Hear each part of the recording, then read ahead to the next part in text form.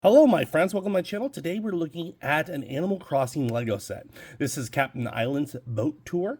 It has 233 pieces. We're doing this in a speed build. This was officially licensed by Nintendo.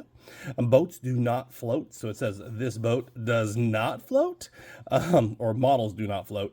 That boat probably does float a little bit. We'll see. Maybe in the review I'll throw in a little water, but but the other pieces do not float. I find that the Lego boats typically do, but we get Marshall and Captain. Those are the two characters that you get in this particular build, and we are going to do it in stop motion, so I hope you enjoy. We'll do the review in a later episode. This is Lego set 77048, and this is a $30 set. Thanks for watching, and stay collected.